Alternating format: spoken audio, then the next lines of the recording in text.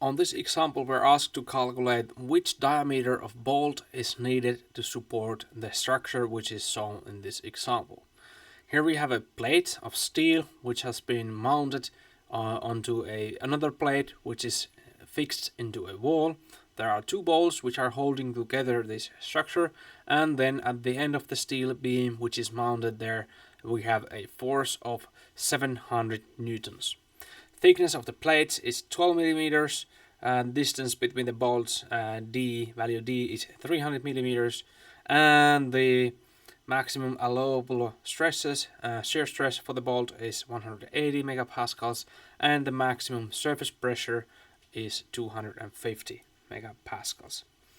So now we have the first example where the force is not aligned with the connection. And in this example, we now have to use the method which I showed in the theory part of this course. So when we have such case, what we must do is that we must take this force and we must move it here into the middle of this joint. And when we do such movement, what we have to do is that we have to introduce a torque into this free body diagram. So let's draw the basic free body diagram of this case. So let me use a bit different colors in here so it's easier to visualize. So here we have bolt, like so. Here's the center of this thing, and here we have another bolt. And now when we moved the force, we have now the force 700 newtons. It's here in the middle, like so. And when we did the moving, we also must introduce here a torque, like so. So we have here force F, and then we have the torque M. And when we have this force in here, this is our free body diagram, FBD. We know that when we have force in here, this force is causing a force in this direction into these bolts. So we have F divided by 2 in here, and we also have another force in here, F divided by 2. Okay, so F in this example is 700 newtons, and the M is the 700 newtons multiplied by the distance which we moved it, which means it's 700 newtons multiplied by 1100 millimeters, which equals to torque of 770,000 Newton millimeters, like so. Well, what are we missing from here? So now when we have a torque in here, which this moving of this force is introducing here, it means that since we have a torque in there, it's also causing a force in here, and also opposing direction force pair in here. This kind of thing has been taught in basic mechanics, and now we have to determine what is the value for these. So I will call these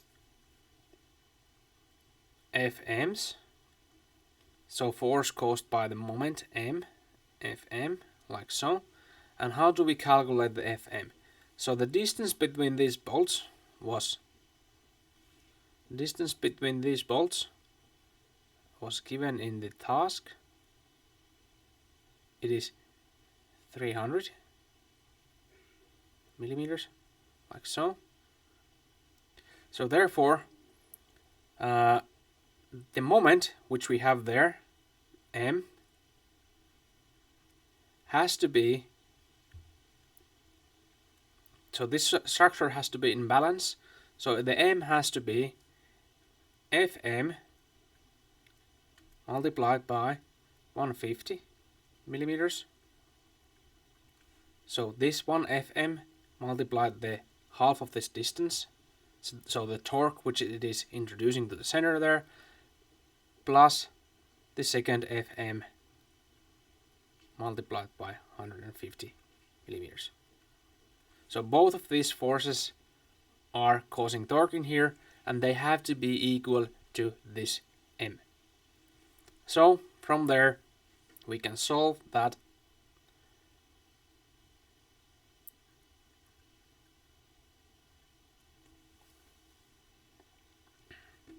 Fm has to be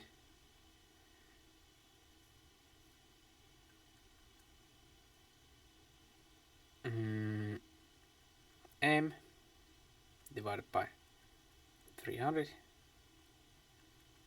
So the value will be 2567 newtons.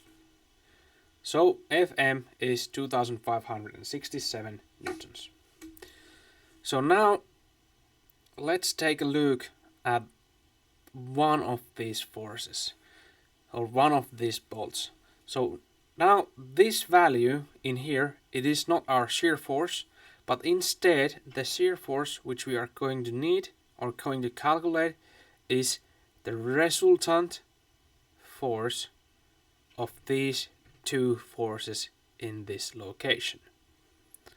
And that one we can easily calculate using the basic Pythagoras theorem. So the V, the resultant force V, equals to Fm squared plus F divided by 2 squared, and this entire thing in square root. And this is 2567 squared newtons squared plus 350 squared newtons squared, and the square root of this entire thing. And the value will be 2591 newtons. So now we have calculated what is the shear force affecting these bolts, right? So that was quite simple. So now the next step will be to calculate the shear stress, and the basic formula for shear stress was tau is V divided by A. And now, because we know the maximum allowed shear stress value, and we also know now the shear force, we can now solve from this equation that what is the A. So in this example, the maximum value was 180 newtons per millimeter squared, so 180 megapascals. It has to be equal to 2591 newtons divided by cross-section area, which is pi times r squared for a cylindrical object. And from this equation we can solve what these are. So r will be 2591 newtons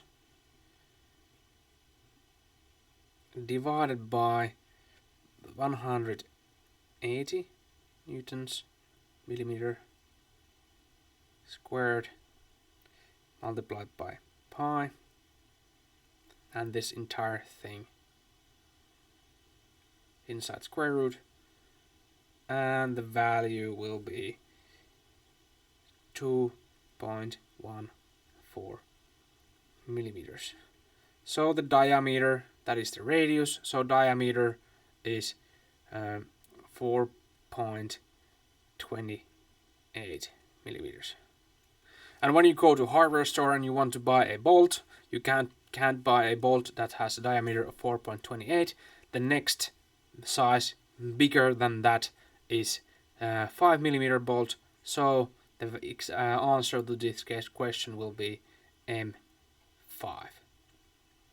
So that is the standard designation for the bolt size. So we need to buy an M5 bolt for this case. Also, we were asked to check if the surface pressure is not exceeded. So let's calculate still that one. So I draw here a free body diagram of the case. So we have the bolt head in here, like so, and then we have here the bolt shank, like so.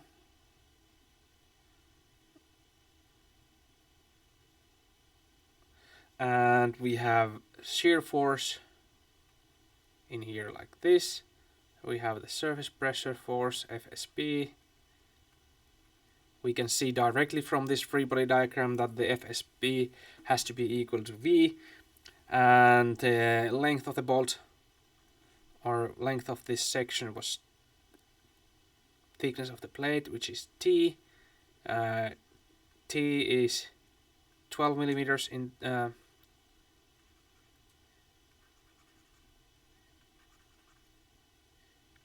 12 millimeters. V is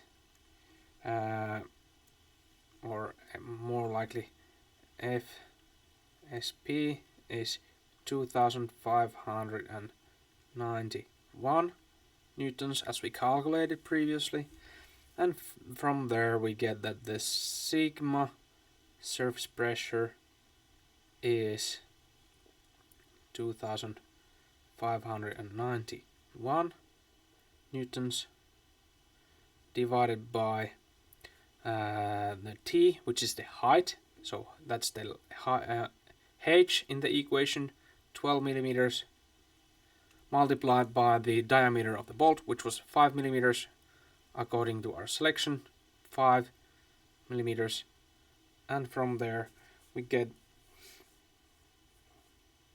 that the surface pressure will be 43.18